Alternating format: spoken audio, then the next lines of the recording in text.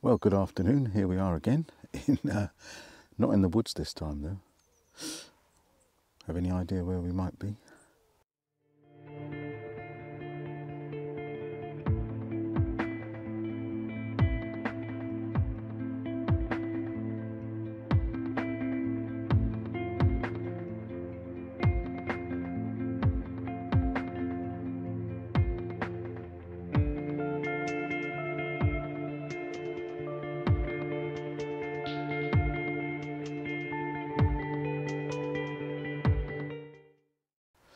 We are, yes, here we are in the Wolds. So, Yorkshire Wolds. It's 23rd of January, quite dull and cold. There's no great light today. I have walked down this this little valley here before,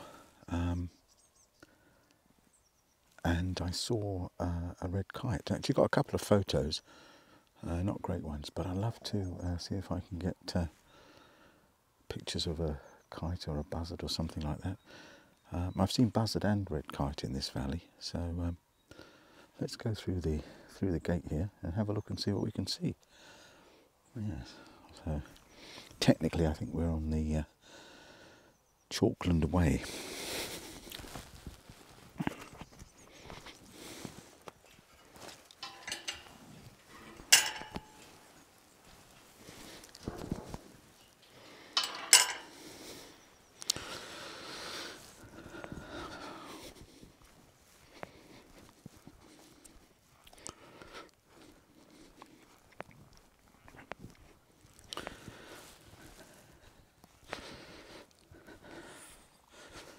Haggis is a lovely quiet village with a nice church.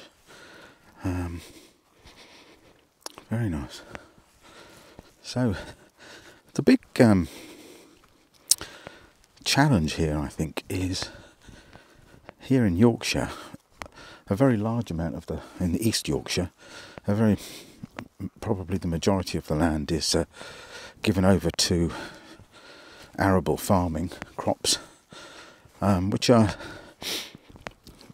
producing a huge amount of our food, which is great, but in terms of wildlife value, there's not much that very large fields full of wheat or barley can offer to wildlife. Fields have been made larger, hedgerows taken up, which gives very little scope for any kind of wildlife. But in East Yorkshire there are also, in this part of the Yorkshire, there are these wolds, these valleys, which are used for sheep grazing, and they're a little bit better from a wildlife point of view. There's a little example here, we'll just show you.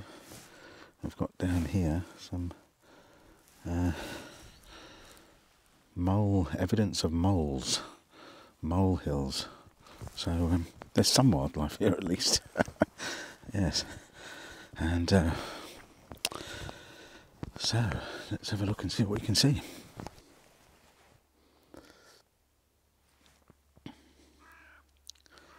Up in the tree over here, we've got a bird which is too far away for me to identify with the naked eye, but I think it might be a kestrel.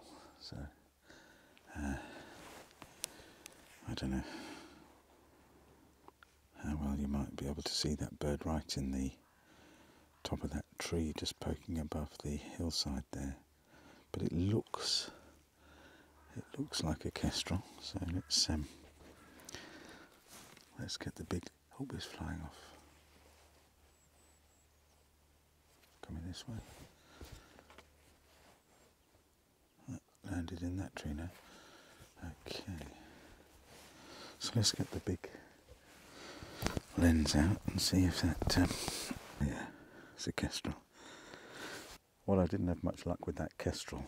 A dog walker came past and they were quite loud and it flew off. But it was good to see it. And so anyway, I've been walking along a bit, and just up here, this hillside with the mostly, well, it's a mixture of pine and deciduous trees. But yeah, I just saw 3 deer in the woods, and I got my camera out, but I couldn't get a clear shot of them. They were obscured by trees, but it was lovely to see them.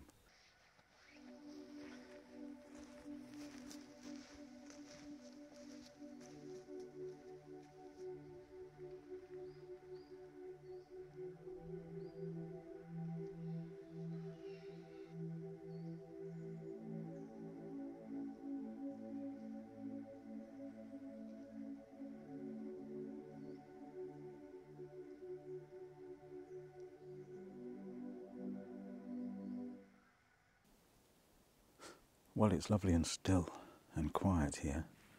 There's not a lot of wind today, but in this little valley here, I'm protected pretty much completely from what little wind there is. And I've just been enjoying a few minutes listening to peace and quiet, something that in London you never really get. Well, you never get this level of quiet in London. And I do think that it's really important that we all experience quiet. I think it's really good for your spirits and your soul. So I just thought I'd give you a little update on where I am. So as I said earlier, this is my Nikon Z6 with my 200 to 500 F mount lens, and it's got I'm using the F to Z2 adapter to connect these two, F to Z mount. And yeah, so it's made me just doing a little bit of I took a couple of distant photographs of some red kite flying, and I took a picture of a wren and a few other bits, a couple of landscape shots with this big thing at 200.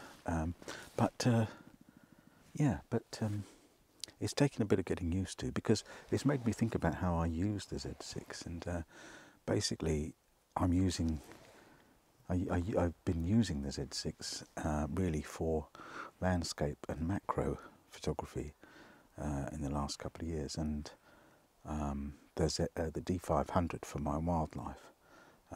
So I'm trying the Z6 out for telephoto and wildlife photography today, and it is different. It is going to take me a little while to get a bit quicker with the different autofocus modes and settings, because they're different to the D500.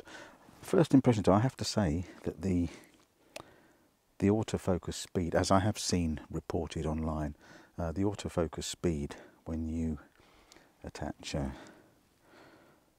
Z6 to something like this, the autofocus speed is slower, but I'd say it's still usable, perfectly usable, even for action and moving animals. But again, I need to sharpen up my own skills in terms of getting the right focus mode for the situation.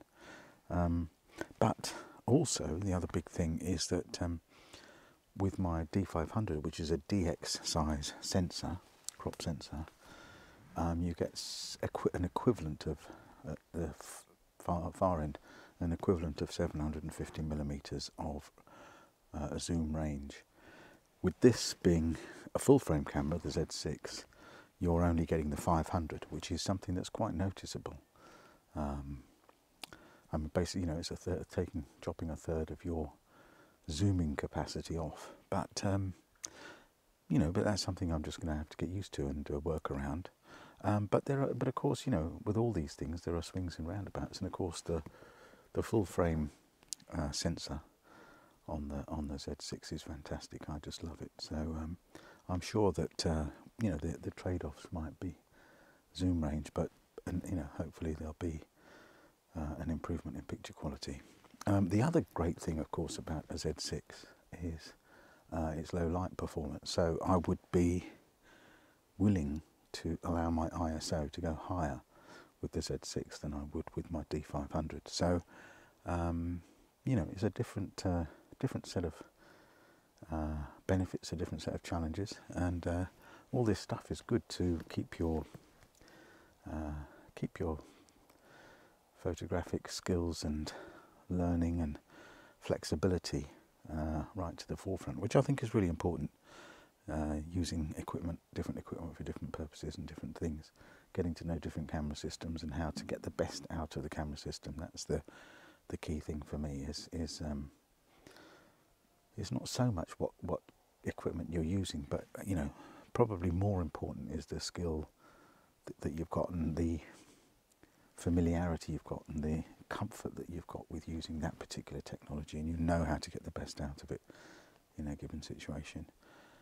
And you also know when it's just not worth pressing the shutter button, because it will, you know, in that particular situation, the photograph just won't work. So all all equipment has its limitations, and so yeah. So I've been enjoying fiddling about with the Z6 today. No great photos, I'm afraid. It's not, but I didn't expect that. It's a dull day, and the light is not inspiring. Actually, it's better for filming than photography. It's so dull actually that I'm filming this on the Nikon ZFC, and I took off the neutral density filter because it's so dull. So there you go. So I hope you enjoyed this little walk with me in the Yorkshire Wolds. Thank you very much for watching, and I will see you again soon.